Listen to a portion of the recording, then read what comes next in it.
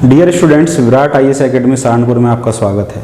ठीक, अब आज हमारा जो चर्चा का विषय रहेगा वो रहेगा ब्रिटिश आर्थिक नीति।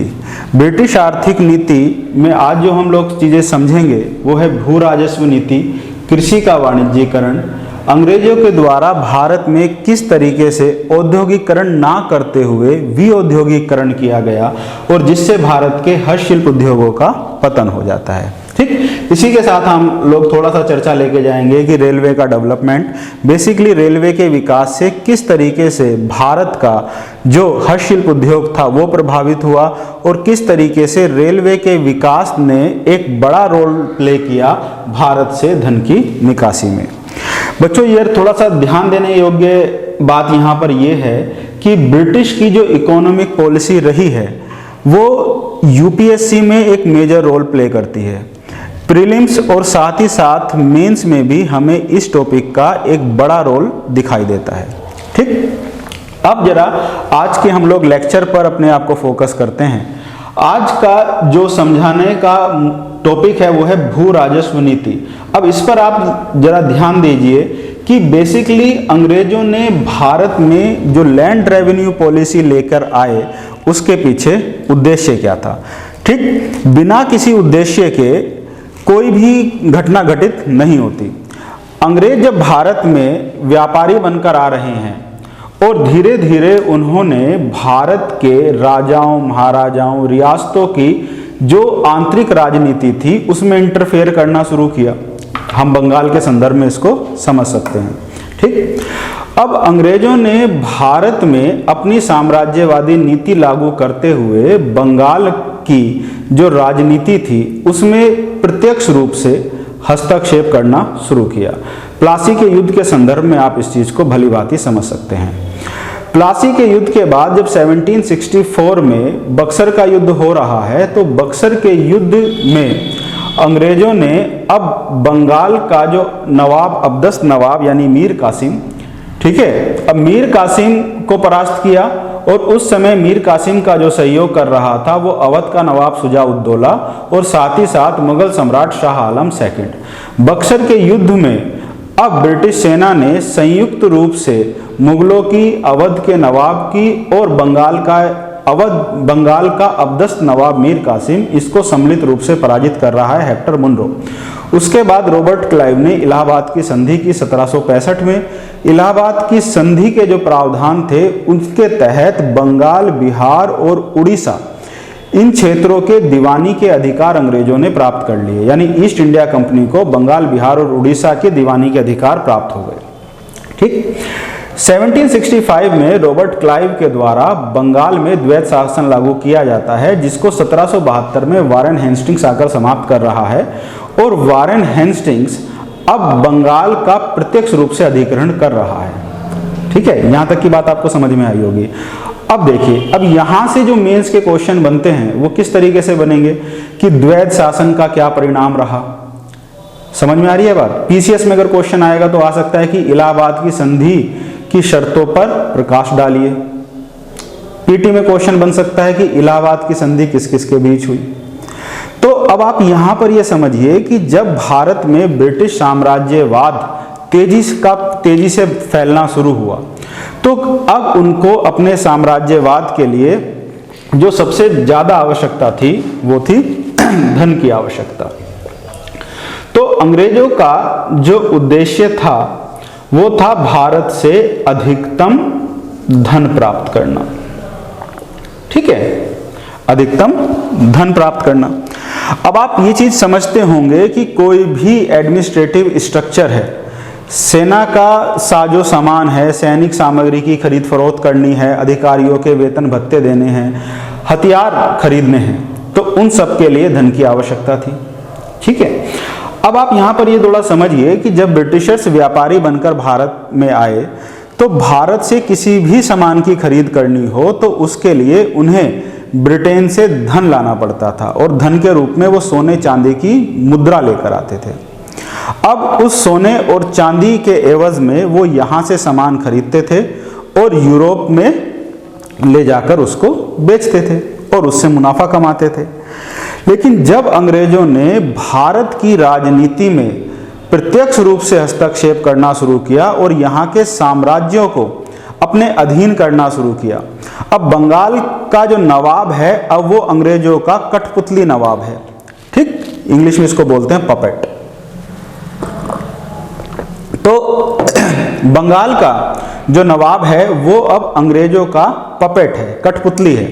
अंग्रेज जब चाहें उसको बिठा रहे हैं, जब चाहें उसको गद्दी से हटा रहे हैं।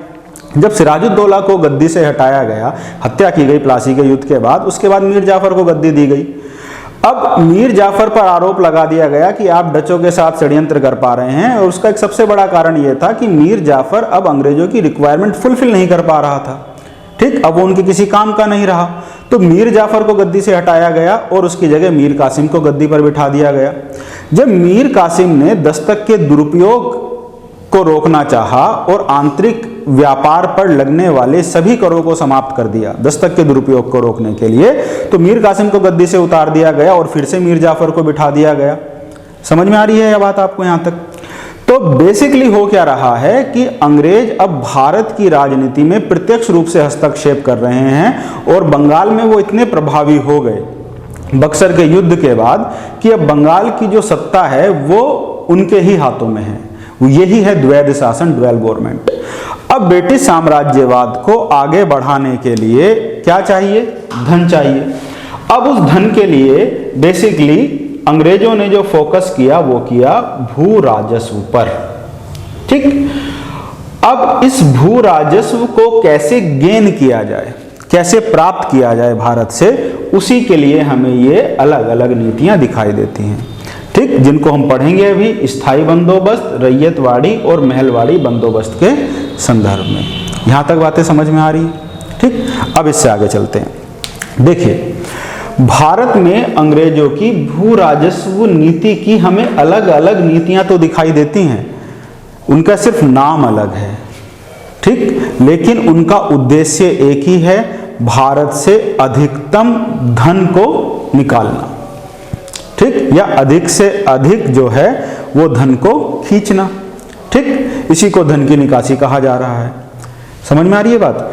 अब आप ये समझिए, यहां पर सिर्फ नाम के रूप में परिवर्तन आपको दिखाई देगा, लेकिन इनका उद्देश्य सेम रहा, और किस तरीके से इन्होंने किसानों का मैक्सिमम एक्सप्लॉयटेशन करते हुए भारत से धन को इकट्ठा किया, यही इस नीतियों का सार है। समय समय पर यूरोप में, ब्रिटेन में अलग अलग आइडियोलॉजी आती रही, जैसे रिकार्डो की विचारधारा ने बहुत बड़ा प्रभाव डाला रैयतवाड़ी बंदोबस्त पर। ब्रिटिशर्स की आवश्यकताएं समय के साथ बदलती रही, तो कुछ नीतियों में भी परिवर्तन होता रहा, उसको हम समय के साथ जानेंगे। ठीक है, तो अब स्पेसिफिकली 1 बाय 1 पढ़ते हैं, जरा थोड़ा सा स्टेप बाय स्टेप चीजों को लेकर आगे बढ़ेंगे। तो पहले फोकस कीजिए आप स्थायी बंदोबस्त, कॉपी पेंसिल निकाल लीजिए और चीजों को जो आपको इंपॉर्टेंट लगे उसको नोट कीजिएगा। अब स्थायी बंदोबस्त को 1793 में एक ब्रिटिश गवर्नर हुआ है, उसका नाम है कॉर्नवालिस, इसके द्वारा लागू किया गया। ठीक, इसी को हम लोग जमींदारी प्रथा कह रहे हैं। तो स्थायी बंदोबस्त की जो शुरुआत भारत में हो रही है वो 1793 से मानी जाती है। समझ में आ रही है चीजें यहां तक? अब आप देखिए, कॉर्नवालिस भारत में स्थायी बंदोबस्त को लागू करने के लिए जॉन सोर के विचारों से बहुत ज्यादा सहमत था। यही क्वेश्चन एक बार यूपीएससी ने बना दिया। ठीक है, तो इन सब चीजों को भी साइड बाय साइड आप लोग समझते चलिएगा। अब अगर आपसे क्वेश्चन पूछ लिया जाए कि स्थायी बंदोबस्त को लागू करने के पीछे उद्देश्य क्या थे, क्वेश्चन अगर ये आ जाए कि स्थायी बंदोबस्त को लागू करने के उद्देश्यों पर प्रकाश डालिए। ठीक, तो पहला पॉइंट तो यही होना चाहिए, भू राजस्व की अधिकतम राशि को प्राप्त करने के लिए ब्रिटिशर्स के द्वारा स्थायी बंदोबस्त को बंगाल में लागू किया जा रहा है। दूसरी बात, अंग्रेज भारत में एक समर्थक वर्ग को चाह रहे थे। अंग्रेज भारत में क्या चाह रहे थे? एक समर्थक वर्ग उनका बने। ठीक, आगे आप चल के मैकाले की नीति में इसको पढ़ेंगे भी, जब मैकाले बोल रहा है कि हमें एक ऐसा भारतीय तैयार करना है जो रूप रंग में तो भारतीय हो लेकिन आचार विचार में पूरी तरीके से ब्रिटिश की तरह दिखता हो। ठीक, इस चीज को हम लोग आगे पढ़ेंगे। तो दो उद्देश्य क्लियर हो गए, एक तो अधिकतम भू राजस्व की प्राप्ति, और दूसरा उद्देश्य हो गया एक समर्थक वर्ग की प्राप्ति। और वो समर्थक वर्ग किस रूप में मिला उनको? जमींदार के रूप में मिला। ठीक, और आगे चलते हैं। अंग्रेज अभी भारत में प्रशासनिक कठिनाइयों में उलझना नहीं चाह रहे हैं। उनका उद्देश्य है कि हम प्रशासनिक कठिनाइयों से बचे रहें, और वो भारत के कस्टम्स और रिचुअल्स को भी नहीं समझ पा रहे हैं। ठीक है, तो भारत की आम जनता से संवाद कैसे करें? इसीलिए स्थायी बंदोबस्त में हम लोग देखते हैं कि एक तरफ तो ब्रिटिश सरकार है, बीच में जमींदार है, और फिर है किसान। फिर है क्या? किसान। इस किसान को लगान देना है। अब जो जमींदार है वो किसान से लगान वसूल करेगा, और इस लगान को किसको जमा करेगा? ब्रिटिश सरकार के खाते में जमा करेगा। तो यहां पर जो जमींदार है वो एक मीडिएटर अर्थात बिचौलिए की भूमिका निभा रहा है। ठीक है, अब ये जो जमींदार है किसान से जो लगान वसूलेगा उसका 10/11वां भाग वो जमा करेगा ब्रिटिश सरकार के पास। 1/11वां हिस्सा ये इनकम हो गई किसकी? जमींदार की। ठीक है, अब यहां पर आप ये बात समझिए कि इस पूरे फिनोमिना में ब्रिटिश सरकार की जो आय थी वो निश्चित हो जाती है, जमींदार की आय भी क्या हो जाती है? फिक्स हो जाती है। लेकिन किसान की इनकम का कोई फिक्सेशन नहीं है। किसान को ओलावृष्टि भी झेलनी है, बाढ़ भी झेलनी है, और सूखा भी झेलना है, और उसके बाद उसको लगान भी जमा करना है। ठीक, यहां तक आपको ये बात समझ में आनी चाहिए। अभी हम लोग जो चर्चा कर रहे हैं उसको दोबारा समझ लीजिए कि ब्रिटिश सरकार, जमींदार और किसान का रिलेशनशिप बन रहा है, जिसमें जमींदार बिचौलिया है जो किसान से लगान वसूल कर रहा है और ब्रिटिश सरकार को खजाने में जमा कर रहा है। ठीक, उस लगान में 1/11वां हिस्सा जमींदार का है और 10/11वां हिस्सा ब्रिटिश सरकार का है। ठीक है, जो किसान है किसान की इनकम का कोई भी फिक्सेशन नहीं है। अब आप इस शब्द को समझिए, स्थायी बंदोबस्त यानी परमानेंट सेटलमेंट। अब स्थायी बंदोबस्त को हम इंग्लिश में कह रहे हैं परमानेंट सेटलमेंट। परमानेंट का मतलब स्थायी यानी फिक्स। अंग्रेजों ने भारत में जब भू राजस्व नीति प्रारंभिक दौर में लेके आ रहे हैं 1793 में, तो इन्होंने अपने रेवेन्यू को क्या कर दिया? फिक्स कर दिया। ठीक, यानी स्थायी कर दिया। अंग्रेजों को एक निश्चित मात्रा में धन भारत से मिलता रहे। ठीक है, यही है फिक्स रेवेन्यू। ठीक है, अब यहीं पर थोड़ा सा समझते हैं कि अंग्रेजों से पहले क्या भारत से भू राजस्व नहीं वसूला जाता था? भू राजस्व तो वसूला जाता होगा, मुगल काल में भी, दिल्ली सल्तनत में भी और प्राचीन भारत में भी। तब क्या व्यवस्था थी, थोड़ा सा उस पर भी चर्चा कर लेते हैं। अब देखिए जरा, ब्रिटिश से पूर्व भारत में भू राजस्व की स्थिति क्या थी? अगर आप बात करें ब्रिटिश पूर्व भू राजस्व स्थिति की, तो इसमें हम देखते हैं अंग्रेजों से पहले भारत में जो भू राजस्व लिया जाता था वो उत्पादन का हिस्सा था। क्या था? उत्पादन का हिस्सा। अब इसका मतलब यह हुआ कि अगर एक किसान के खेत में सपोज कीजिए 100 कुंटल अनाज हुआ, ठीक, तो इस 100 कुंटल अनाज में से राजा का एक भाग तय हो गया। फॉर एग्जाम्पल 40% का उसे टैक्स देना है, तो 100 कुंटल अनाज में से 40 कुंटल अनाज किसका हो गया? राजा का हो गया। ठीक, अगर प्रोडक्शन हुआ 80 किलो या 80 कुंटल, अब 80 कुंटल का 40% निकालोगे तो 32 कुंटल राजा का हो गया। अगर ये घटकर रह गया 70 कुंटल तो कितना हो गया? 28 कुंटल राजा का लगान चला गया। ठीक, अब अगर इस व्यवस्था में सपोज कीजिए कि बाढ़ आ गई, सूखा आ गया, भारत की खेती तो वैसे भी मानसूनी वर्षा पर निर्भर करती है, बारिश ही नहीं हुई, सूखा पड़ गया। ऐसे समय में अगर उत्पादन घटकर रह गया 40 कुंटल ही, तो हो सकता है कि राजा क्या कहेगा कि भाई इस बार 40% का जो है लगान नहीं वसूला जाएगा, लगान की घर घटा के हमने क्या कर दिए 30% कर दिए, रिड्यूस कर दिया लगान। ठीक, तो 12 कुंटल जो है वो चला गया लगान के रूप में, है ना।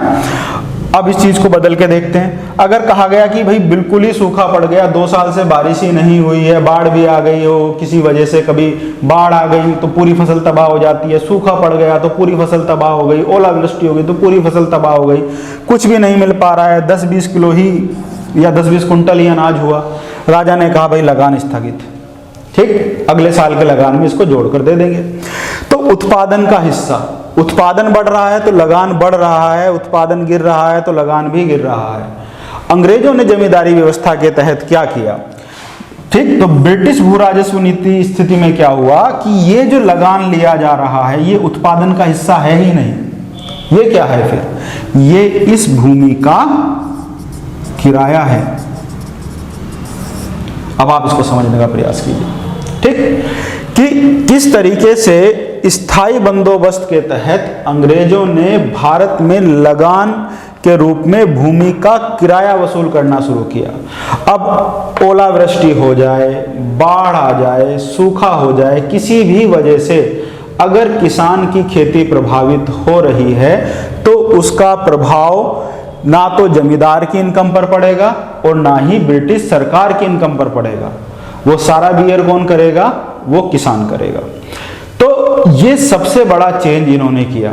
तो जब आपसे क्वेश्चन पूछा जाता है कि स्थायी बंदोबस्त की विशेषताओं पर प्रकाश डालिए, तब आपको ये सारी चीजें बताने की होती हैं। और दूसरी बात समझिए, इसी के साथ साथ और क्या परिवर्तन किया अंग्रेजों ने भारत में।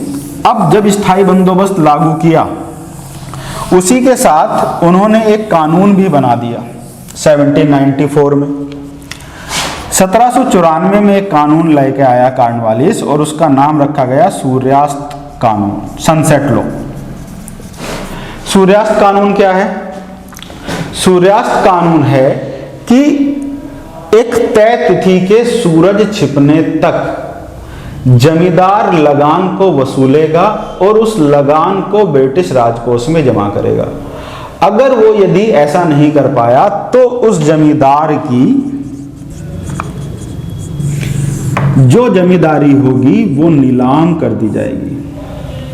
समझ रहे हैं इस बात को? जमींदार की जमींदारी नीलाम कर दी जाएगी। अब ये जो जमींदार है वो किसान का जितना संभव हो सकेगा उतना शोषण करेगा, क्योंकि उसे अपनी जमींदारी बचानी है। ठीक, इस पॉइंट को समझिए।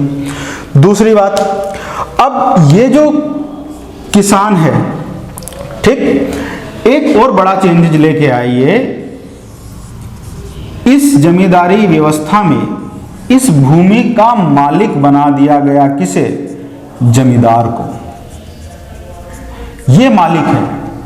तो किसान क्या है? किसान इस जमीन का मजदूर है जो उस खेत को सिर्फ जोतेगा और जोतने के एवज में क्या चुकाएगा? इसका किराया चुकाएगा। तो अंग्रेजों ने भारत की जो संरचना है, ग्रामीण संरचना, उसमें एक बहुत बड़ा परिवर्तन लेके आए। वो परिवर्तन था भारत की भूमि को या किसानों की भूमि को खरीद बिक्री के योग्य बना देना। सेल परचेज का आइटम बना दिया अब लैंड को। ठीक, ब्रिटिश से पूर्व, अंग्रेजों से पहले भारत में जमीन को खरीदा बेचा नहीं जाता था। अब देखिए, जमीन से यहाँ के किसान के सेंटिमेंट जुड़े हुए हैं।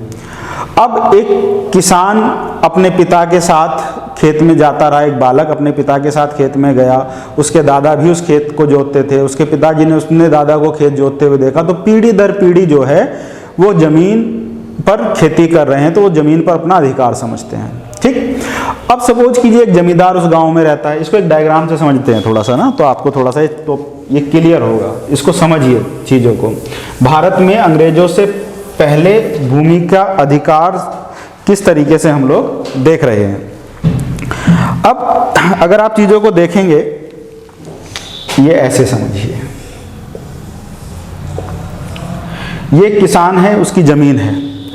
अब किसान क्योंकि इस ज़मीन को जोत रहा है अपने पुरखों के साथ, तो उसे लगता है कि ये ज़मीन जो है उस किसान की है।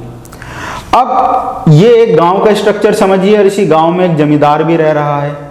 अब उस जमींदार के अंतर्गत कई सारे किसान हैं छोटे छोटे, ठीक। अब जमींदार को लगेगा कि ये गांव मेरे अंडर में आता है, मैं इस गांव का जमींदार हूं, इसलिए ज़मीन का मालिक मैं हूं। तो वो भी उससे कुछ टैक्स वसूल रहा है और बाकी राजा को भेज रहा है।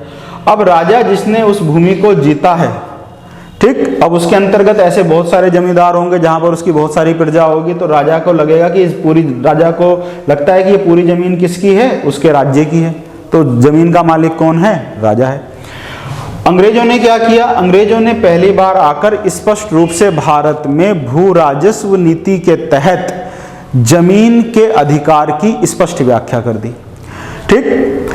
अब जब स्थायी बंदोबस्त को इंप्लीमेंट किया जा रहा है, उसके तहत कहा गया ये किसान इस जमीन को जो जोत रहा है ये सिर्फ मजदूर है, ये मालिक नहीं है, ठीक। मालिक कौन है, ये जमींदार है। और ये जमींदार क्या करेगा, अब इस राजा यानी ब्रिटिश सरकार को इससे लगान वसूल करके लगान पहुंचाएगा। समझ में आ रही है बात। तो भारत की परंपरागत संरचना में परिवर्तन किया।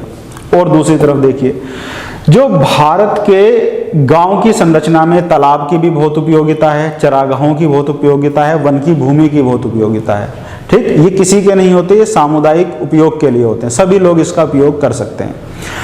अब स्थायी बंदोबस्त के तहत कहा गया कि तालाब पर भी टैक्स लगेगा, चरागाहों पर भी टैक्स लगेगा और वन भूमि पर भी टैक्स लगेगा। और वो सारा कर कौन वसूलेगा, जमींदार वसूलेगा। और वो जमींदार उस टैक्स को जमा करवाएगा, ठीक, तय तिथि तक, ठीक है, ब्रिटिश सरकार के खजाने में। तो अब ये बात आप यहाँ से समझिए कि किस तरीके से किसानों का शोषण किया जा रहा है। और जो लगान निर्धारित किया गया, वो लगान क्या होता था, अधिकतम होता था, मैक्सिमम, ठीक। अब इस लगान को देने के बाद बड़ी मुश्किल से किसान जो था वो अपना भरण पोषण कर पाता था। अब इस व्यवस्था में अंग्रेजों ने अपनी जो सोर्स ऑफ इनकम थी वो फिक्स कर ली, जमींदार की भी इनकम फिक्स हो गई, किसानों की इनकम का कोई भी सोर्स नहीं है। किसी भी तरीके की कोई आपदा होगी तो वो सारा लॉस किसान बियर करेगा। और किराया हो गया है फिक्स, तो किसान को किराया देना ही देना है, चाहे अपने घर के रिसोर्सेज बेचकर वो दे, ठीक। अगर वो किराया नहीं देगा तो उसका बैल छीन के ले जाएंगे, उसकी जो घर में आभूषण रखे हैं वो जमींदार ले जाएगा लगान के रूप में। तो इस तरीके से ये जो मध्यस्थ बिचौलिया था वो किसान को शोषण कर रहा है। अब देखिए इसमें और एक क्या चीज दिखाई देती है, वो दिखाई देती है अनुपस्थित जमींदारी प्रथा। एक बार यूपीएससी ने क्वेश्चन बनाया कि अनुपस्थित जमींदारी प्रथा पर प्रकाश डालिए। अनुपस्थित जमींदारी प्रथा, अब देखिए अनुपस्थित जमींदारी प्रथा पर जब ये क्वेश्चन बना तो इसको डेरिवेट कहां से करना था, ठीक। ये टॉपिक के अंदर से टॉपिक निकल के आ रहा है। अभी मैंने आपको बताया कि 1794 में जब सूर्यास्त कानून लाया गया तो उसके तहत ये कहा गया कि अगर तय तिथि के सूर्यास्त तक जमींदार ने लगान जमा नहीं कराया तो उसकी जमींदारी नीलाम कर दी जाएगी। अब आप ये समझ चुके होंगे अब तक कि किस तरीके से स्थायी बंदोबस्त के तहत किसानों का अधिकतम शोषण किया जा रहा था। अब वो शोषण बढ़ता हुआ इस चरम पर पहुंच जाएगा कि किसान अंग्रेजों का लगान देने में सक्षम नहीं हो पा रहा है। जब किसान की क्रय शक्ति में कमी होगी, किसान की जब क्रय शक्ति रिड्यूस होगी तो अब वो कैसे लगान दे पाएगा, क्योंकि उसकी पूंजी में कमी हो रही है तो लगान चुकाने में सक्षम नहीं है। अब क्योंकि जमींदार भी उसी गांव का रहने वाला है, जमींदार भी उसी गांव की संरचना को अच्छी भली भांति तरीके से समझ रहा था, तो अब जमींदार को भी समझ में आ रहा है कि सारे रिसोर्सेज तो तूने उसके छीन लिए हैं, तूने उसके गाय बैल भैंस सब तो ले आया है, पैसा भी जो उसके पास था पूंजी के रूप में, चल अचल संपत्ति के रूप में, वो सब जमींदार ने लगान के रूप में वसूल लिया है। अब किसान के पास देने के लिए कुछ बचा नहीं है। ऐसी स्थिति में अब वो लगान कलेक्ट नहीं कर पाएगा और उसकी जमींदारी क्या हो जाएगी, नीलाम हो जाएगी। अब चीज यहीं से परिवर्तित हो जाएगी। अब बड़े ध्यान से समझिएगा, ठीक, अनुपस्थित जमींदारी प्रथा को।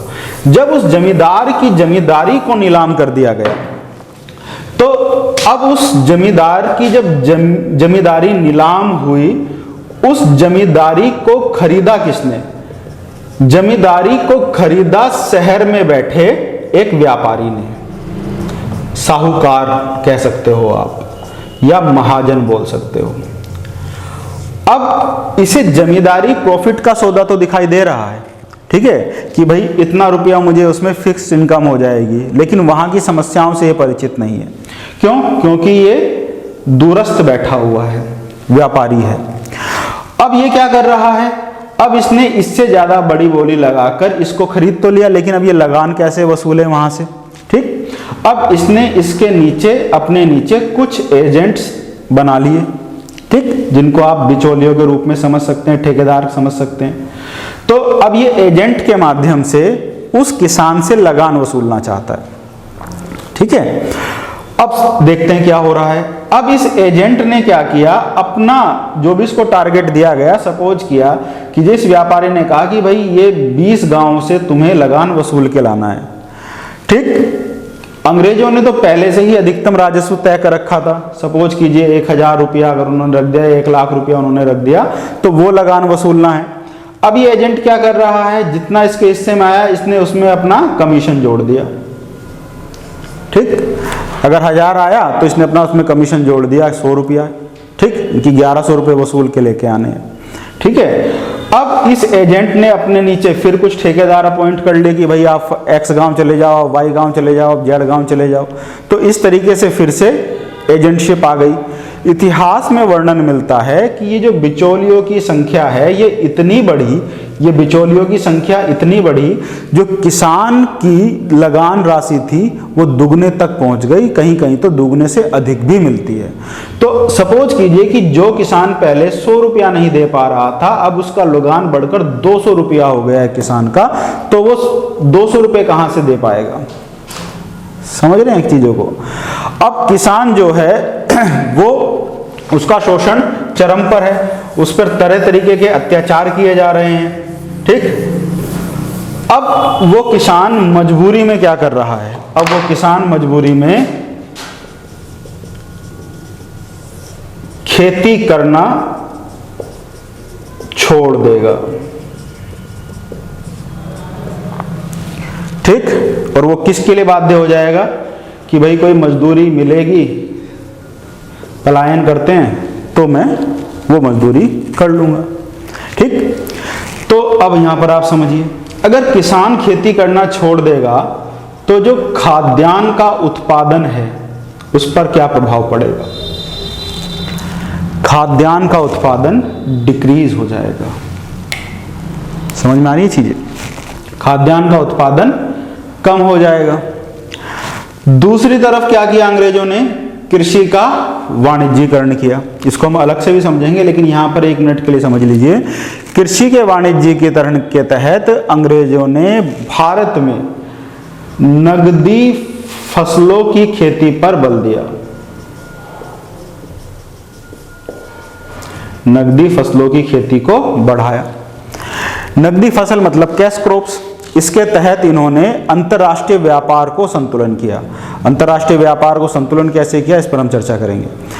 अब अंग्रेजों ने भारत में औद्योगिक क्रांति के चलते जो उनको रिक्वायरमेंट थी उन फसलों का उत्पादन भारत में करना शुरू कर दिया, जैसे नील की खेती बुआई, चाय, ठीक, तंबाकू और अफीम, इनकी खेती पर बल देना शुरू किया। अब जब नगदी फसलों की खेती को बढ़ावा मिला तो खाद्यान्न फसलों का उत्पादन वो फिर से यहां डिक्रीज हुआ, ठीक। नगदी फसलों की खेती पर इसलिए बल दिया क्योंकि फिर वही बात कि अधिकतम भू राजस्व प्राप्त हो सके, जितना मुनाफा दिखाएंगे उतना ज्यादा उनको लगान बढ़ाने में बढ़ोतरी करने में आसानी होगी। ठीक, उतना ही ज़्यादा वो यहाँ से रेवेन्यू जनरेट कर पाएंगे। तो अधिकतम भू राजस्व प्राप्त करना है, उसके लिए नकदी फसलों की खेती पर बल दिया जा रहा है, कृषि का वाणिज्यीकरण किया जा रहा है। अब यहाँ पर समझिए, किसान मजदूरी करने लगा है, खेती करना उसने छोड़ दिया है। तो एक तरफ तो खाद्यान्न का उत्पादन कम हुआ, दूसरी तरफ नकदी फसलों की खेती बढ़ी, किसान मजदूरी करने के लिए बाध्य है। अब हस्तशिल्प उद्योगों का अंग्रेजों ने पतन किया, इसको हम समझेंगे। तो इन सब का परिणाम सम्मिलित रूप से क्या आया? इन सब का परिणाम सम्मिलित रूप में भारत में दिखाई दिया अकाल, फैमाइन। ठीक, और ये जो अकाल थे ये नेचुरल नहीं थे, प्राकृतिक नहीं थे, ये अकाल वैसे थे जो मानव निर्मित अकाल थे, जो ह्यूमन पॉलिसीज से डेवलप हुए। यानी ब्रिटिश आर्थिक नीति ने भारत में मानव निर्मित अकालों को बढ़ाया। ठीक है, ग्रेट फैमाइन ऑफ बंगाल के संदर्भ में आप इसको देखिए। 19वीं शताब्दी में जो इतिहासकार जो कोट कर रहे हैं, भारत में अकालों के द्वारा मरने वाले लोगों की संख्या करोड़ों में दिखाई देती है। अब आप समझिए, ग्रेट फैमाइन ऑफ बंगाल जो 1770 में आया, उसी में जो है लाखों लोग अपनी जान से हाथ गंवा बैठे। आप ये भी समझते हैं कि 1-2 दिन कोई खाना ना खाए, महीने भर खाना ना खाए, ठीक है, तो वो मरेगा तो नहीं। ठीक, ये स्थिति कितने लंबे समय तक बनी रही कि लाखों लोगों को अपनी जान से हाथ धोना पड़ा। और ये 19वीं शताब्दी तो भारत में अकालों की शताब्दी दिखाई देती है, जिसमें करोड़ों लोगों की जान का आंकड़ा तो उस समय के संदर्भित इतिहासकार दे रहे हैं। ठीक, अब आप इसका प्रभाव देखिए कि किस तरीके से अंग्रेजों ने भारत से खाद्यान्न को निकाला, और खाद्यान्न के निकालने के साथ साथ यहाँ से जो धन वसूला, जो खाद्यान्न आता था उसको भी वो लोग अपने यूरोप की आवश्यकताओं को पूर्ति करने के लिए लेके जा रहे थे। ठीक, तो ये बेसिकली स्थायी बंदोबस्त और अनुपस्थित जमींदारी प्रथा, अगर यहां से क्वेश्चन बने तो इन चीजों के साथ आप लोग आइएगा। ठीक है, तो रिवाइज कर लीजिए। पहली बात, जो किराया है, वो जो लगान लिया जा रहा है, वो उत्पादन में हिस्सा नहीं है, वो बेसिकली क्या है? किराया है। ठीक, जमीन से लिया जाने वाला किराया जमींदार वसूल करके देगा, वो बिचौलिया है, मीडिएटर है, और किसको देगा? आपका ब्रिटिश सरकार के राजस्व में जमा करेगा। ठीक, किसान जो है मात्र मजदूर है। अब जो स्थायी बंदोबस्त बेसिकली लागू किया गया, वो बंगाल, बिहार, उड़ीसा, उत्तरी कर्नाटक और यूपी का बनारस डिवीजन, इन क्षेत्रों में लागू किया गया था। ठीक है, अब अगर हम रैयतवाड़ी बंदोबस्त को समझे तो रैयतवाड़ी बंदोबस्त क्या है? पहले तो ये समझिए कि भाई लाया क्यों जा रहा है। जब स्थायी बंदोबस्त है तो फिर रैयतवाड़ी नाम क्यों बदल दिया गया? अब इसके पीछे कुछ कारण है, उसको जानना पड़ेगा आपको, समझिए। अब देखिए, रैयतवाड़ी बंदोबस्त जो लागू किया गया वो बेसिकली भारत के दक्षिण में लागू किया गया। मद्रास प्रेसिडेंसी, बंबई प्रेसिडेंसी और असम का क्षेत्र भी था, नॉर्थ ईस्ट का। अब आप ये देखिए कि जो भारत का दक्षिण का हिस्सा है वो है दक्कन का पठार। वहां की भौगोलिक परिस्थितियां उत्तर भारत की परिस्थितियों से बहुत अलग है। उत्तर भारत में आपको गंगा का मैदान दिखाई देता है, गंगा यमुना का दोआब है, तो एक विस्तृत क्षेत्र आपको दिखाई देता है। तो यहाँ पर बड़े बड़े जमींदारे शुरू से स्पष्ट रूप से व्याख्यित थे। लेकिन दक्षिण भारत में हमें ऐसी स्थिति नहीं दिखाई देती है। अब दक्षिण भारत की ज्योग्राफी को देखिए कि किस तरीके से वहाँ पर पर्वतों की श्रेणियाँ हैं। ठीक, पठारी इलाका है, दक्कन का पठार हम लोग बोलते हैं। ठीक है, कहीं पर आपको आते हुए मानसून के साथ बारिश दिखाई देगी, कहीं पर लौटता हुआ मानसून बारिश दिखाई देगी। ठीक, अब केरल मालाबार तट पूरा जो है वो आता हुआ मानसून वहां पर बारिश कर रहा है। अब आप जैसे इस समय देख पा रहे हैं कि हैदराबाद में बारिश हो रही है, चेन्नई में बारिश हो रही है, तमिलनाडु में बारिश हो रही है। तो ये जो टाइम चल रहा है अब नवंबर, दिसंबर, अक्टूबर, ये इस समय लौटते हुए मानसून से बारिश हो रही है दक्षिण भारत में। तो परिस्थितियां बहुत अलग अलग हैं। ठीक है, तो उन परिस्थितियों के चलते वहां पर स्पष्ट रूप से ब्रिटिशर जमींदारों की व्याख्या नहीं कर पा रहे हैं। दूसरा, आप लोगों को शुरू में बताया मैंने कि अंग्रेजों की जो नीतियां बदली, वो यूरोप में जो परिस्थितियां बदल रही हैं, वहां की जो विचारधाराओं में परिवर्तन आ रहा है, उनकी जो स्थानीय परिस्थितियों में चेंज आया, वो सब भी उसका एक बड़ा कारण रहे। अब जो यूरोप में रिकार्डो की विचारधारा है उसको जरा देखते हैं। रिकार्डो की जो विचारधारा है अब उसको समझिए। रिकार्डो ने कहा कि जो उत्पादन है उस उत्पादन में से आप श्रम मूल्य निकाल दीजिए और जो अधिशेष बचेगा उस अधिशेष पर किसका अधिकार होना चाहिए? सरकार का होना चाहिए। ठीक, जबकि इसमें से बहुत बड़ा हिस्सा कौन लेके जा रहा है? वो जमींदार जो बिचौलिया है। समझ में आ रही है बात आपको? एग्जाम्पल से समझते हैं। यदि 100 रुपए का उत्पादन हुआ और उस 100 रुपए में से अगर आपने 30 रुपया श्रम मूल्य निकाल दिया तो जो 70 रुपया बचा, ठीक, ये 70 क्या है? ये बेसिकली अधिशेष है।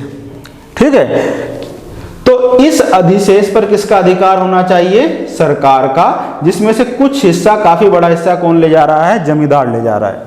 दूसरी बात, जमींदार क्या कर रहा है? किसानों का शोषण कर रहा है, ठीक, अपना कमीशन और बढ़ा रहा है। इस वजह से सरकार की छवि जो है वो धूमिल हो रही है। ठीक, तो रैयतवाड़ी बंदोबस्त में हमें दिखाई देता है कि जमींदार को बीच में से हटा दिया गया, रिकार्डो की विचारधारा को आधार मानते हुए। ठीक है, अब रैयतवाड़ी बंदोबस्त में एक तरफ कौन है? सरकार, और सीधे संबंध किससे बना रही है? वो किसान से। ठीक, किसान क्या है? सरकार की रैयत। रैयत का मतलब प्रजा। ठीक है, तो सरकार सीधे किसान से संबंध बना रही है। किसान सीधे सरकार को क्या जमा करेगा? लगान जमा करेगा। ठीक है, अब कुछ परिवर्तन देखने पर मिलेंगे आपको। क्या? पहला परिवर्तन यह किया गया कि किसान को जमीन का मालिक बनाया गया।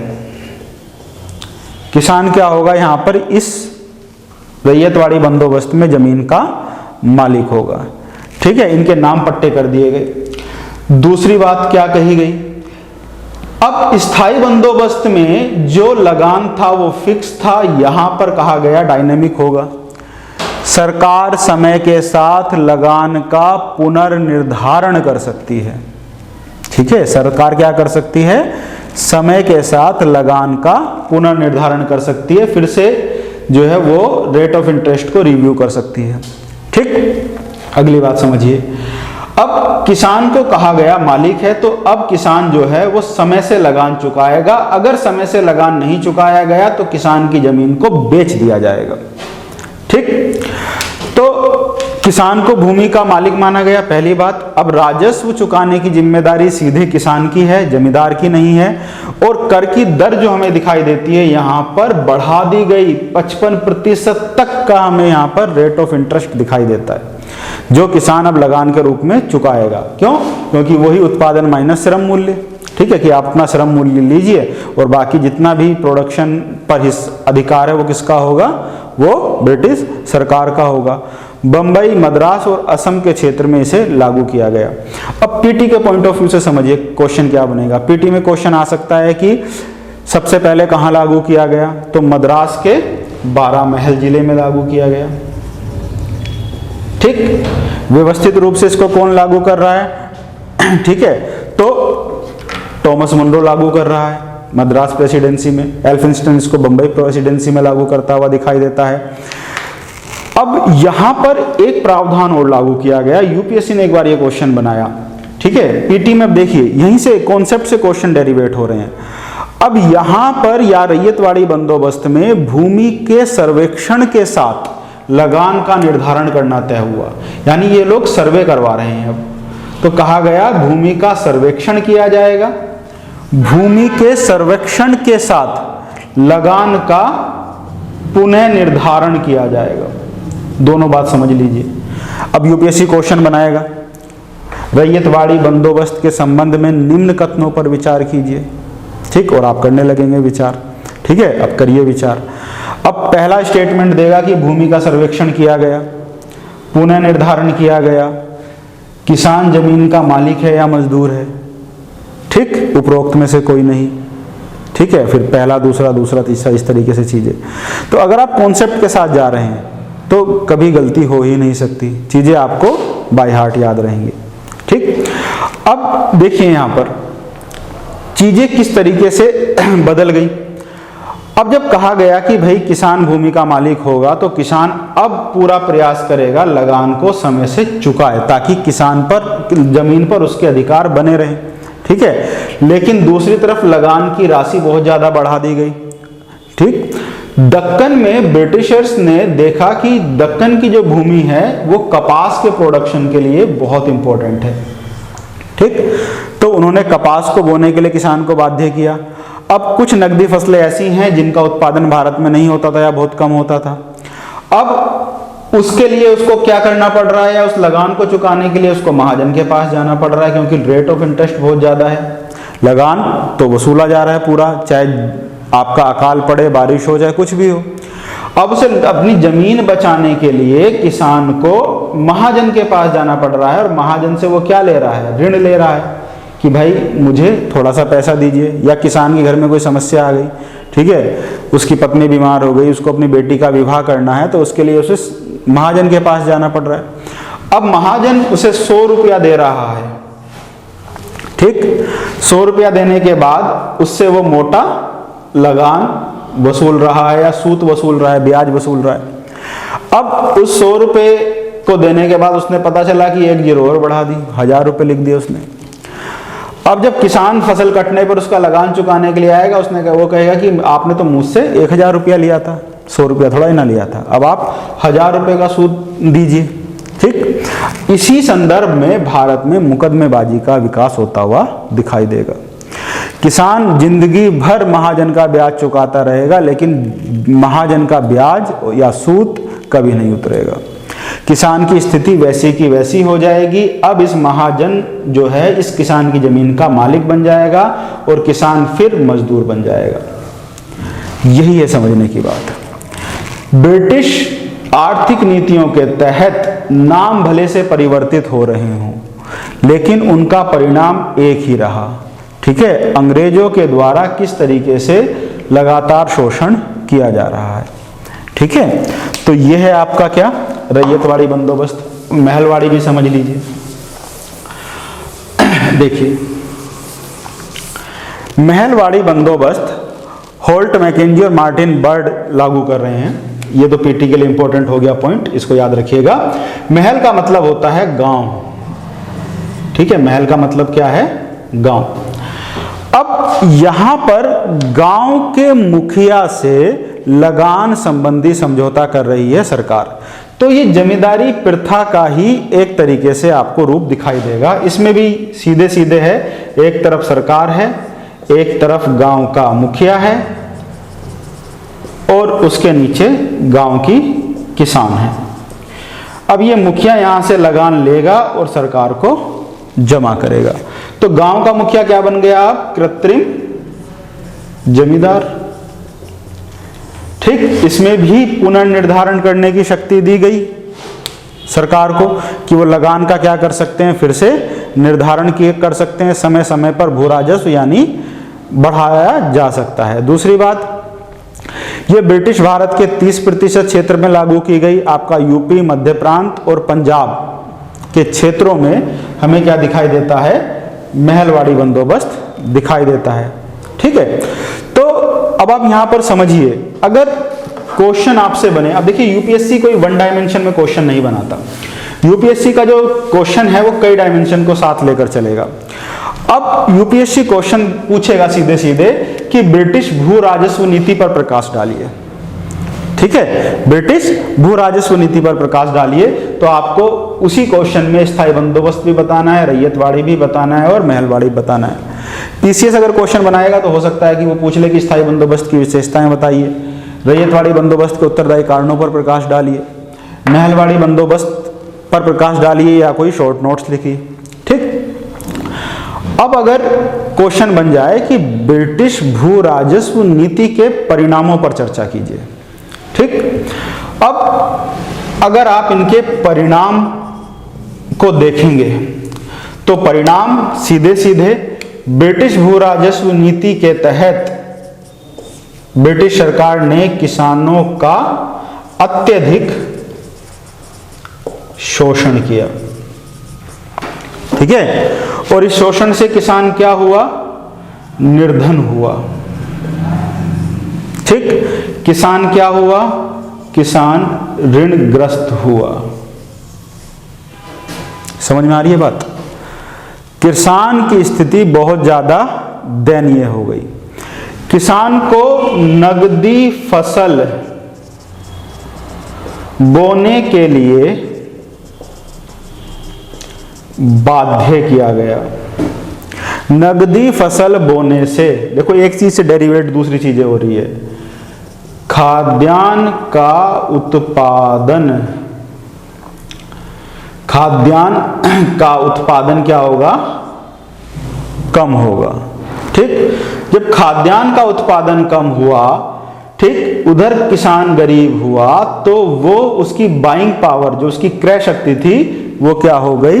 डिक्रीज हो गई। ठीक।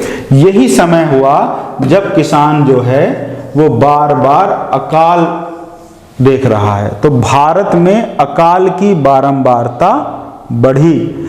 इसी के चलते किसान क्या करेगा? अब ब्रिटिश सरकार के खिलाफ विद्रोह करेगा। ठीक। अब उस किसान विद्रोह की अभिव्यक्ति समय समय पर हुई। नील विद्रोह के रूप में आप देखेंगे, और कई सारे छोटे छोटे विद्रोह आप लोग पढ़ेंगे। तो वहां पर आप पीटी के हिसाब से सिर्फ ये पढ़ रहे हैं कि कौन सा विद्रोह कहां पर हो रहा है, उसका नेतृत्व करता कौन है, सन क्या है।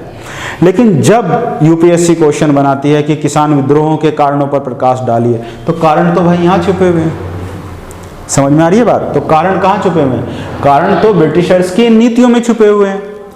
अब अगर आप सीधे वन डायमेंशन आंसर लिख के लेके आ रहे हैं और वहां पर सोच रहे हैं कि आपको मार्क्स मिलेंगे, तो कैसे मिलेंगे?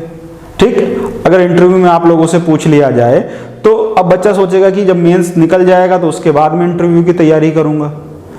ये कैसे संभव हो पाएगा? तो तैयारी यूपीएससी की, तो आपको side by side her point पर काम करना पड़ेगा। अब यहां पर कॉन्सेप्ट के लिए इतना है, लेकिन पीटी के लिए तो 2-3 शब्द ही हैं। एक तरफ कार्नवालिस याद कर लीजिए आप, रैयतवाड़ी में कर्नल रीड को याद रख लीजिए, महलवाड़ी में आप लोग मार्टिन बर्डहोल्ट मैकेंजी को याद कर लीजिए। हो गया पीटी का क्वेश्चन पूरा। ठीक है। लेकिन मेंस में इसमें बहुत कुछ है लिखने के लिए। तो जब किसानों का निर्धनीकरण हुआ, किसान अब विद्रोह कर रहा है, तो किसान के निर्धन होने का मतलब है गांव का निर्धन होना। तो सिर्फ किसान निर्धन नहीं हो रहा है, भारत का गांव निर्धन हो रहा है। और गांव निर्धन होने का मतलब हुआ भारत निर्धन हुआ। ठीक। तो बच्चों आप समझिए कि भारत कहां बसता है? भारत के गांव में बसता है। तो यहां सिर्फ किसान निर्धन नहीं हो रहा है, भारत के गांव निर्धन हो रहे हैं, तो भारत निर्धन हो रहा है। ठीक।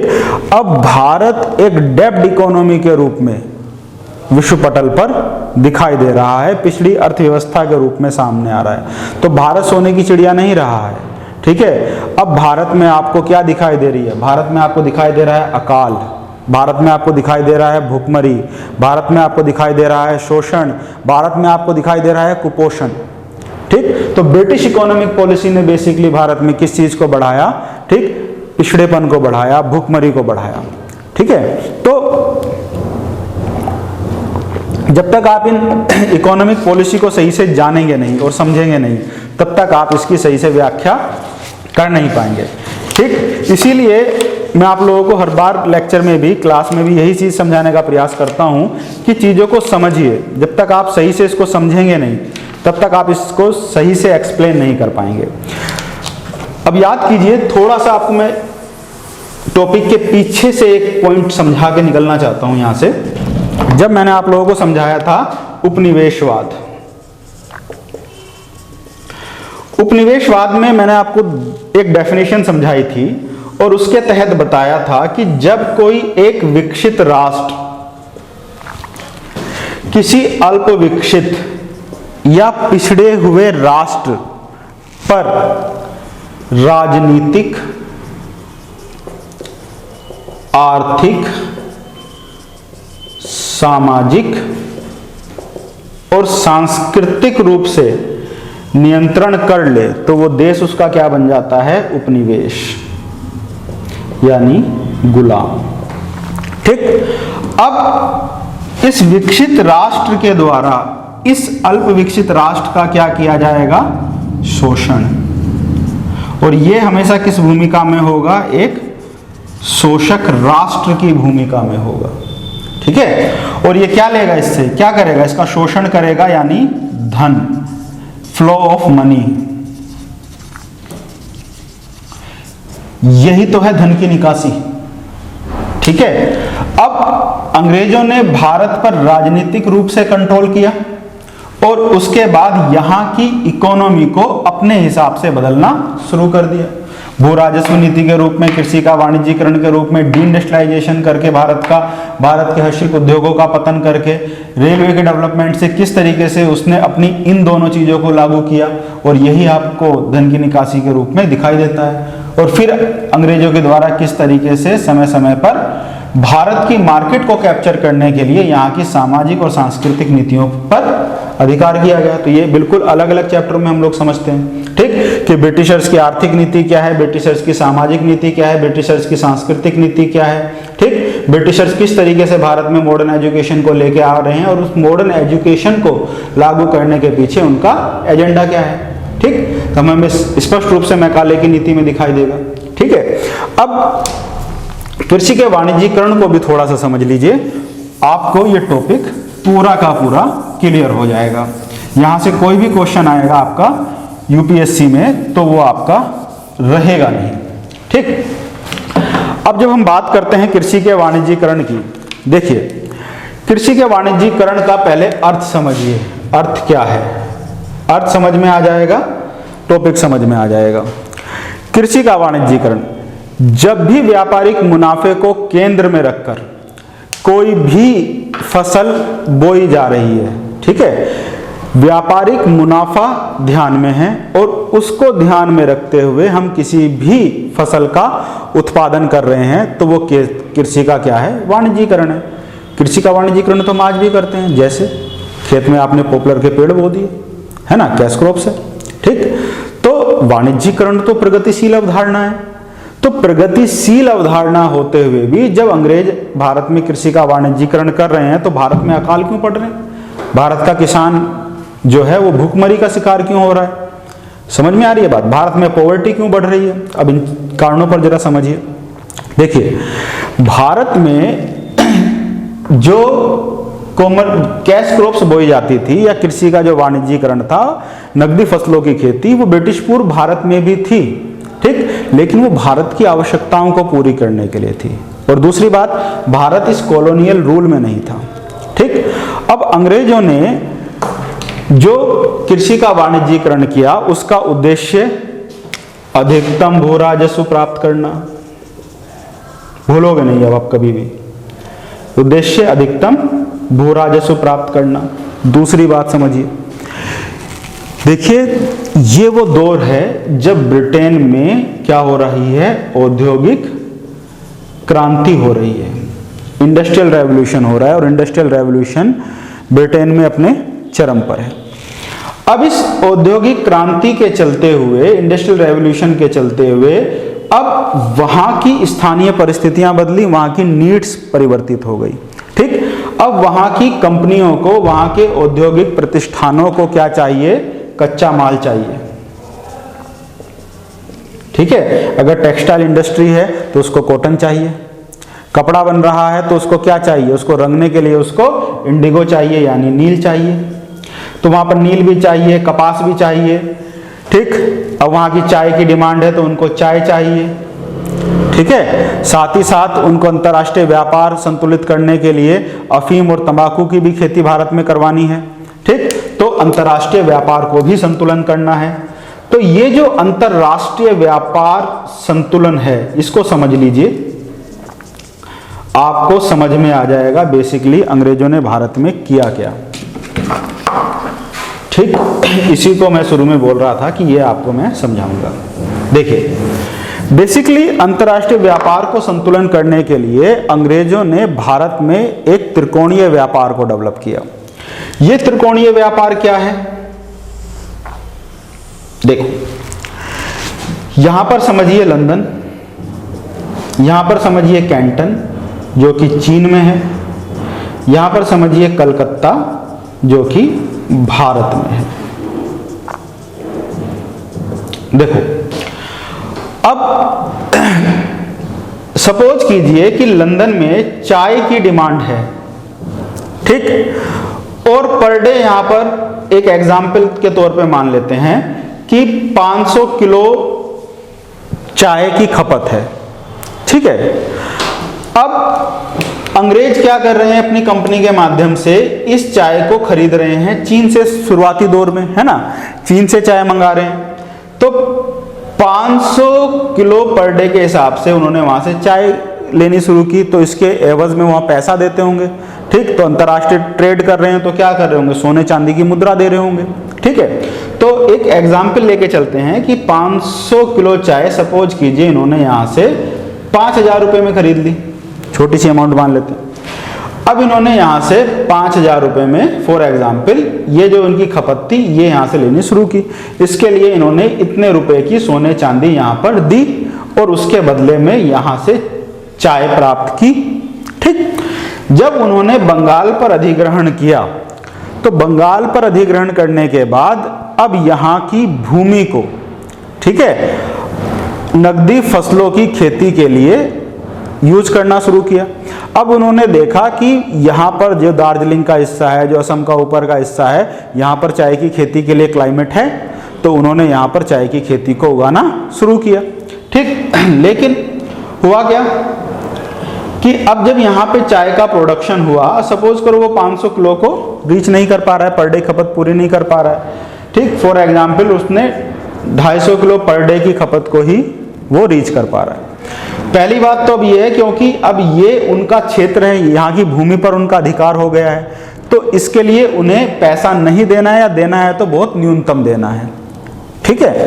तो ये जो पूरा का पूरा यहाँ से 250 किलो चाय जा रही है, मान के चलो फ्री में ही जा रही है, ठीक। अब उसके लिए उनको कोई ज़्यादा खर्चा करने की आवश्यकता नहीं है, यहाँ के किसानों को पैसा नहीं चुकाना है, क्योंकि यहाँ की जो चाय की जो भी कृषि थी उसमें सारा पैसा किसका लगा हुआ था, ब्रिटिशर्स का लगा हुआ था, ठीक है। अब देखते हैं, अब उन्होंने इतना ही चाय यहां से कम लेनी शुरू कर दी, ठीक। तो उसके लिए इसके पैसे यहां पर आधे हो गए, समझ में आ रही है बात, ठीक, आधे की बचत हुई। अब उन्होंने देखा जो बंगाल बिहार की जो जमीन है वहां पर तो अफीम का प्रोडक्शन भी हो सकता है, यहाँ का क्लाइमेट है ऐसा, है ना। तो अब अफीम के प्रोडक्शन को यहां पर करना शुरू किया। अब सपोज कीजिए कि भाई 250 किलो अफीम का भी प्रोडक्शन यहां पर इन्होंने कर लिया, है ना। तो अब जब अफीम का प्रोडक्शन हो रहा है तो इस अफीम का चाइना में निर्यात किया गया, बेचा गया, इलीगल रूप से बेचा गया, ठीक। अब ये तो आप समझ ही रहे हैं कि जो अफीम है भाई किसी भी जमाने में रहा हो, चाय से तो महंगी बिकेगी, है ना। तो अब सपोज कीजिए कि 250 किलो अफीम, जाहिर सी बात है, ठीक, मान लीजिए आप 25 लाख की बिक गई, 25,000 की बिक गई, 5,000 रुपए से ज्यादा की बिकेगी अगर चाय की पत्ती उस रेट की आ रही है तो, ठीक। तो अब मैं एक छोटी सी अमाउंट मान के चलता हूं कि वो जो थी वो 25,000 रुपए की बिक गई, ठीक है।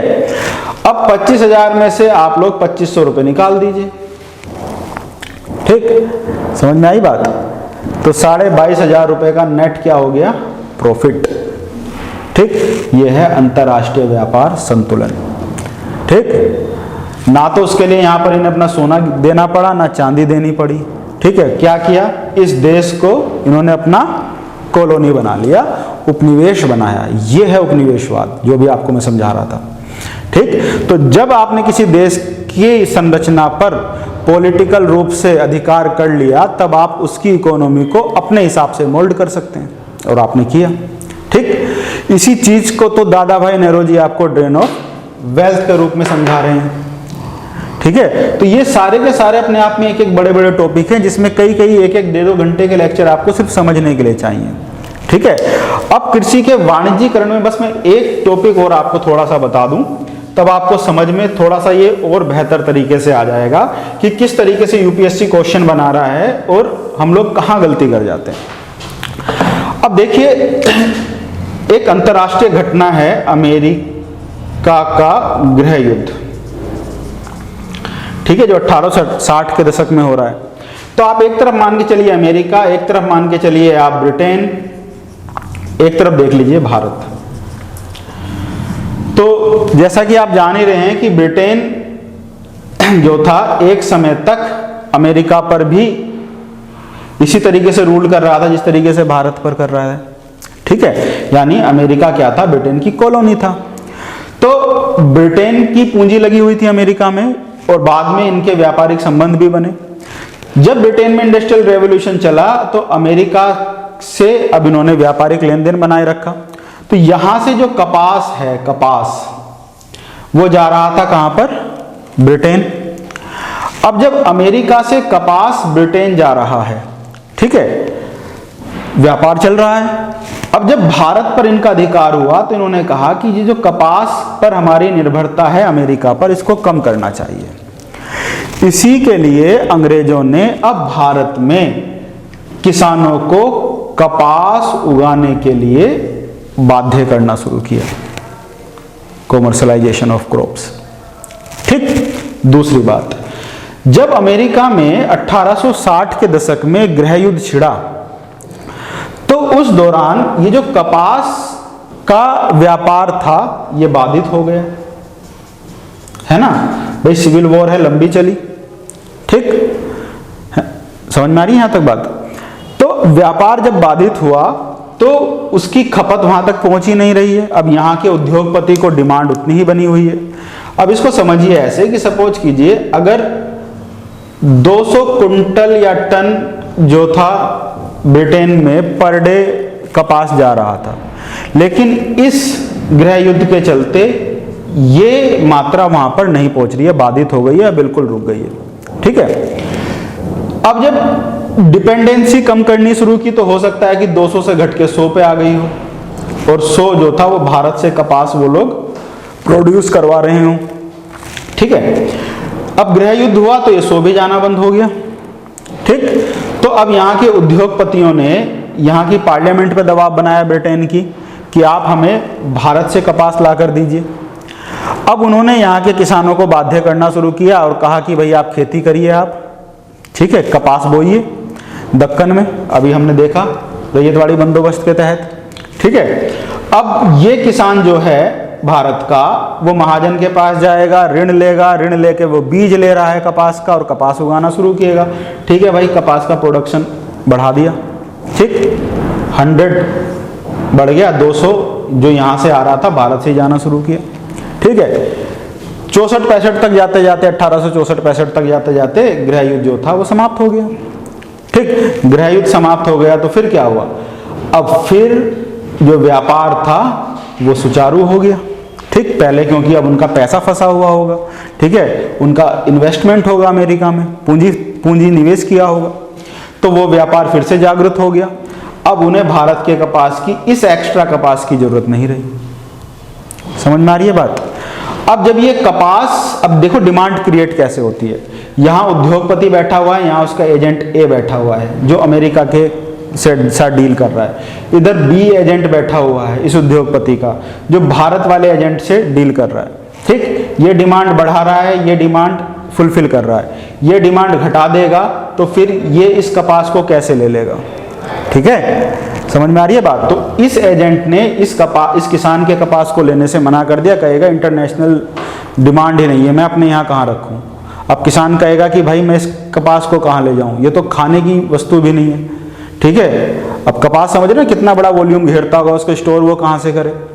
अब ऐसे समय में वो किसान उस कपास का करे क्या, ठीक। इसीलिए हमें 1870 के दशक में दक्कन में क्या देखने को मिलते हैं, किसानों के दंगे देखने को मिलते हैं, जिसको अंग्रेजों ने बड़ी निर्ममता के साथ दबा दिया, ठीक। अब अगर आपसे किसान विद्रोह में दक्कन के दंगों पर लिखने को आए शॉर्ट नोट और आप उसमें अमेरिका के गृह युद्ध का उल्लेख ना करें, सीधे भारत के संदर्भ में 2-4 चीजें बता के निकल जाएं, ठीक, समझ रहे हैं आपको, तो वो क्वेश्चन आप सही से उसको जस्टिफाई कर ही नहीं पाओगे।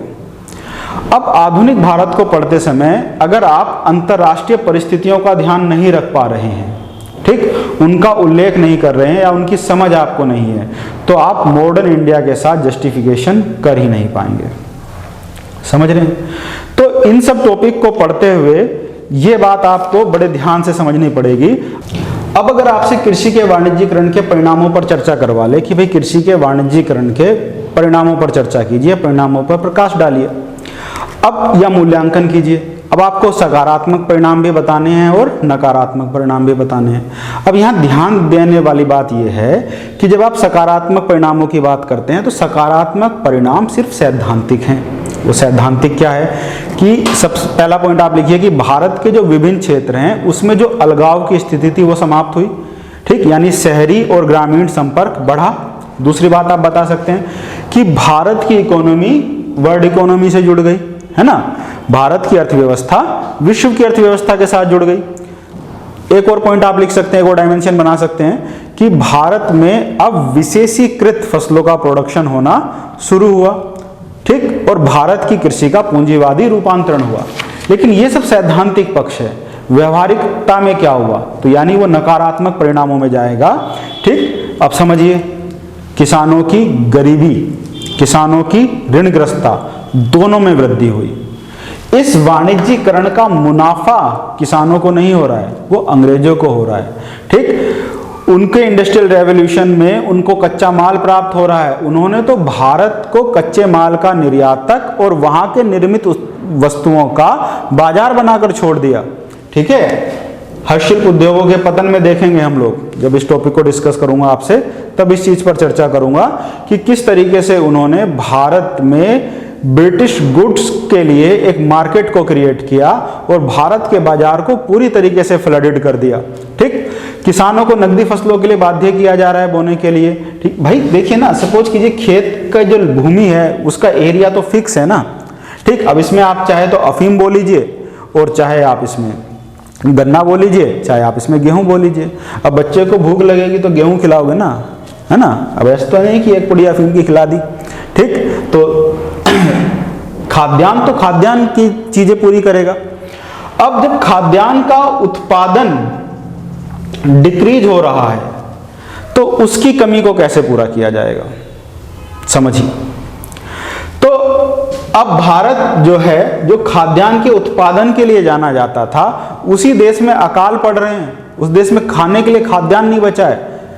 समझिए चीज को, कितनी बड़ी बात है ये, ठीक है। और ये चीज आजादी के बाद तक रही, समझ में आ रही है बात। जब भारत आजाद हुआ उसके बाद भी भारत में अनाज जो है वो विदेशों से मंगाया जा रहा है, ठीक। आप पढ़ रहे हैं इकोनॉमिक्स में हरित क्रांति वगैरह, ठीक है। तो भारत को अब आत्मनिर्भर बनने के लिए एक लंबा संघर्ष करना पड़ा अनाज के प्रोडक्शन में, ठीक है। एक और इंपॉर्टेंट बात समझिए, भारत का वो जो किसान है वो अपरिचित दूरस्थ बाजार पर जो था वो निर्भर हो गया, जिसका संबंध किसके माध्यम से है, इन एजेंटों के माध्यम से है, इन बिचौलियों के माध्यम से है, ठीक है। तो अंत में किसान किसका शिकार हो रहा है, अंत में किसान इन बिचौलियों का शिकार होता हुआ हमें दिखाई देगा, ठीक। तो यहां पर इन चीजों को समझने की आवश्यकता है। अगर आप इस कॉन्सेप्ट के साथ जाएंगे, देखिए इस बार पीसीएस यूपीएससी ने क्वेश्चन बनाया, ठीक, और कृषि के वाणिज्यीकरण से वो क्वेश्चन है। तो जैसे मैंने अभी आपको समझाया कि जब अंग्रेजों ने अपनी आर्थिक नीतियों के चलते या अपनी स्थानीय परिस्थितियों के चलते भारत में विशेषीकृत फसलों के उत्पादन पर बल दिया। अब इस साल एक क्वेश्चन बना कि नील का ऊपर क्वेश्चन बना कि किस तरीके से 19वीं शताब्दी में जो नील का प्रोडक्शन था, ठीक है, एक बार जो बढ़ रहा है और उसके बाद क्या किया, भारत में उसका प्रोडक्शन गिरा, डिमांड कम हुई, ठीक। जब यूरोप में कृत्रिम रंगों का आविष्कार हो गया तो अब उन्हें अब प्राकृतिक नील की आवश्यकता ही नहीं रही। लेकिन भारत का किसान अभी भी क्या है, इन एजेंटों के माध्यम से दूरस्थ व्यापार पर निर्भर है, ठीक है। तो अब किसान नील का विद्रोह करेगा, ठीक। अब इसमें एक क्वेश्चन को लेते हुए और समझ लीजिए कि किस तरीके से यूपीएससी क्वेश्चन बना रहा है और किस तरीके से आपको ये क्वेश्चन सोल्व करने हैं। यूपीएससी ने एक बार क्वेश्चन बनाया, आप इसको लिखिए और घर पे लिखने का प्रयास कीजिएगा कि स्थायी बंदोबस्त से क्वेश्चन है। स्थायी बंदोबस्त एक साहसी और बुद्धिमत्तापूर्ण कदम था, यह स्टेटमेंट है और लिखा इसकी टिप्पणी कीजिए। अब देखिए, ऐसा स्टेटमेंट जब भी आ जाए, ठीक है, तो सबसे पहले तो इस कथन की आपको व्याख्या करने की जरूरत है। ठीक, अब ये सीधे सीधे स्टेटमेंट ना होकर, ठीक है, तो अब यहां पर आप लोग इसकी भूमिका पर प्रकाश डालिए शॉर्ट में और बताइए कि किस तरीके से कॉर्नवालिस के द्वारा स्थायी बंदोबस्त को लागू किया जा रहा है। फिर स्थायी बंदोबस्त की विशेषता बता दीजिए, विशेषता बताइए संक्षेप में, क्योंकि क्वेश्चन में पूछी नहीं गई है। क्वेश्चन में फोकस किसको करना है, साहसी था तो कैसे था, बुद्धिमत्तापूर्ण कदम था तो कैसे था, और नहीं था तो कैसे नहीं था। ठीक, पैराग्राफ चेंज करिए, विशेषताओं को थोड़ा सा बता दीजिए। ठीक, विशेषता में बताइए किस तरीके से जमींदार को भूस्वामी बना दिया गया, किसान जो मजदूर था, और जो राजस्व संबंध थे 10/11 1/11 वाली बात बता के निकल जाइए चीजों के साथ। ठीक है, साहसी कैसे, इस पे आते हैं। देखिए स्थायी बंदोबस्त के तहत किस तरीके से अब अंग्रेजों ने भारत में स्पष्ट रूप से पहली बार भूस्वामित्व के अधिकारों की व्याख्या कर दी। ठीक, और बताया कि जमीन का मालिक जो है वो जमींदार है। ठीक, वो किसान क्या है, सिर्फ खेती करने वाला मजदूर, और उनको उनके परंपरागत अधिकारों से वंचित कर दिया। तो इस दृष्टिकोण से साहसी है। बुद्धिमत्तापूर्ण कदम कैसे, ब्रिटिशर्स को निश्चित आय की प्राप्ति होने लगी, प्रशासनिक कठिनाइयों से मुक्ति मिली, एक समर्थक जमींदार वर्ग प्राप्त हुआ। ठीक, पैराग्राफ बदल दीजिए। बुद्धिमत्तापूर्ण कदम नहीं था, क्यों नहीं था। ठीक, किसानों का शोषण हुआ तो उन्होंने खेती करना कम कर दिया, उत्पादन में कमी आई, तो जमींदारों के शोषण से अब सरकार की कठिनाइयां बढ़ी, किसान विद्रोह कर रहा है, कृषि का डेवलपमेंट नहीं हो पा रहा है। ठीक है, और जब उत्पादन में कमी होगी तो फिर कहीं ना कहीं ब्रिटिशर्स के राजस्व पर भी इसका प्रभाव दिखाई देगा, उनके राजस्व में भी कमी आई। इसीलिए तो चल के उन्होंने आगे चल के रैयतवाड़ी और महलवाड़ी बंदोबस्त में क्या किया, लगान का पुनर्निर्धारण किया जा सकता है। ठीक, अब ये सब छोटी छोटी बातें हैं जो आपको अच्छे से समझनी है। ठीक है, आशा करता हूं कि आपको ये टॉपिक काफी क्लियर हो गया होगा। ठीक है, तो आप अपने पढ़ने के दायरे को समझिए, अपने डायमेंशंस को पहचानिए और इस एग्जाम की अप्रोच को पकड़ लीजिए। ठीक है, अब इतिहास देखिए एक ऐसा विषय है जिसको हर तैयारी करने वाला स्टूडेंट पढ़ रहा है। यूपीएससी का स्टूडेंट भी पढ़ रहा है, पीसीएस का स्टूडेंट भी पढ़ रहा है, आरओ एआरओ के लिए भी पढ़ा जा रहा है, एसएससी के लिए भी पढ़ा जा रहा है, ग्रुप सी ग्रुप डी की पोस्टों के लिए भी पढ़ा जा रहा है। लेकिन इतिहास को पढ़ने और पढ़ाने में कुछ तो अंतर होगा, उसके क्वेश्चनिंग में कुछ तो अंतर होगा। तो जब आप यूपीएससी के लिए इस टॉपिक को तैयार कर रहे हैं, इतिहास को पढ़ रहे हैं, तो आपकी जो अप्रोच होनी चाहिए वो बहुत ज़्यादा सब्जेक्टिव हो जानी चाहिए। ठीक, अब पीटी से लेकर इंटरव्यू तक ये सब्जेक्ट आपको टच करता हुआ दिखाई देगा।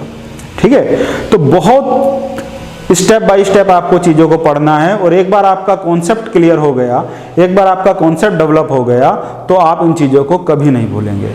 ठीक, thank you very much, thanks a lot.